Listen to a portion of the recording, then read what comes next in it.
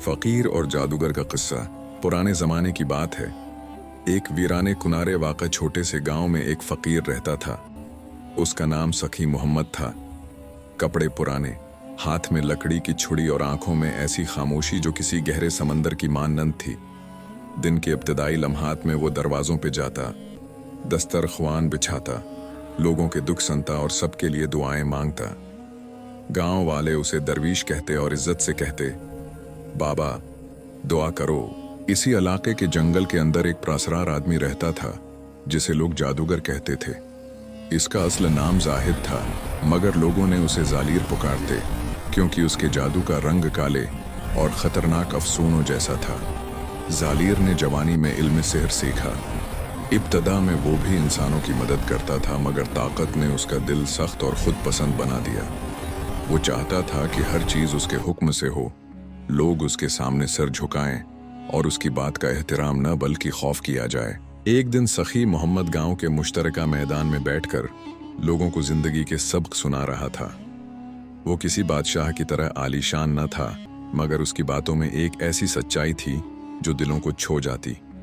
लोग हल्के बनाकर बैठे सुन रहे थे। अचानक आसमान पर बादल घने हो गए और हवा में एक अलग सी संगीनी आ गई। वो संगीनी जालीर की आमद की नवीद थी। जालीर ढटाई के साथ मैदान में आया। काले कपड़े, हाथ में एक छोटा सा सियाह गोला और आंखों में गुरूर। उसने जोर से कहा, तुम लोगों को फरेब दे रहा हो फकीर। तुम सच नहीं सिखाते बल्कि लोगों को बेवकूफ बनाते हो। आज मैं तुम्हारी आजमाइश लूंगा। अगर तुम सच्चे हो तो मेरे इज़माइशी मंत्र तुम्हें हिला न सकेंगे।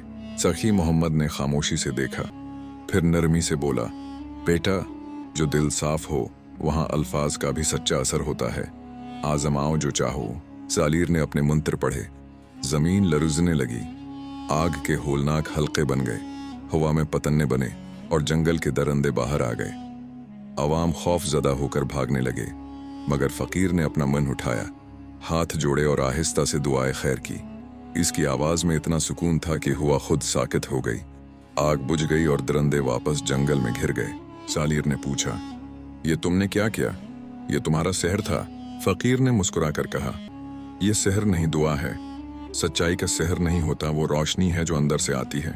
जालीर का गुरूर चबने लगा। उसने कहा, अगर तुम सच्चा हो तो फिर तेरे अंदर वो ताकत कहाँ है जो मुझे शिकस्त दे सके? और उसके अंदर का जुल्म व हसद मजीद भड़का। रात को जालीर ने एक शरारत सोची।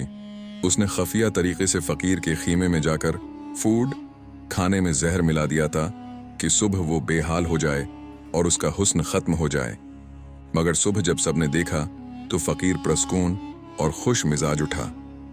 उसने सबके लिए खाना बांटा और जालीर की तरफ मुस्कुरा कर देखा। जालीर खुद शर्मिंदा और खौफजदा था, मगर वो अंदर से सख्त कड़वा बन चुका था। फकीर ने जालीर को बुलाकर कहा, बेटा, मैं जान गया था कि तुमने कुछ किया है, मगर मैंने तुझे माफ कर दिया। न इसलिए कि मैं कमजोर हूं, बल्कि इसलिए कि माफी दिल को बड़ा करती है। जालीर ने आंखें झपकाएं। उसके गुरूर की जगह शर्मिंदगी आई। उसने पूछा, तुमने मुझे माफ क्यों किया? तुम तो कह रहे थे कि मैं गलत रास्ते पर हूं।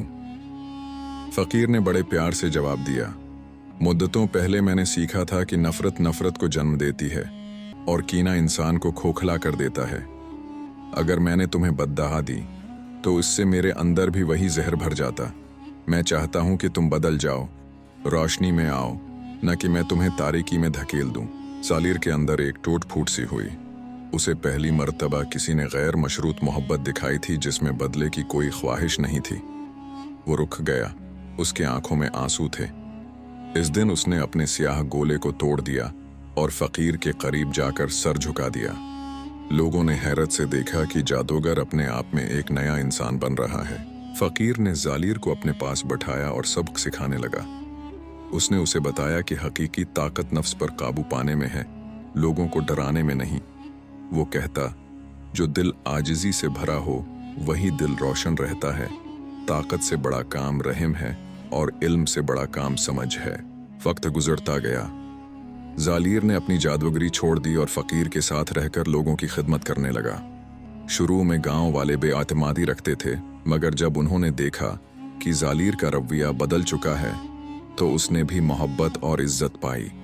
दोनों मिलकर गांव के कमजोरों की मदद करते, बीमारों के पास जाकर शफा की दुआ करते और जहालत के अंधेरों में रोशनी बखेरते।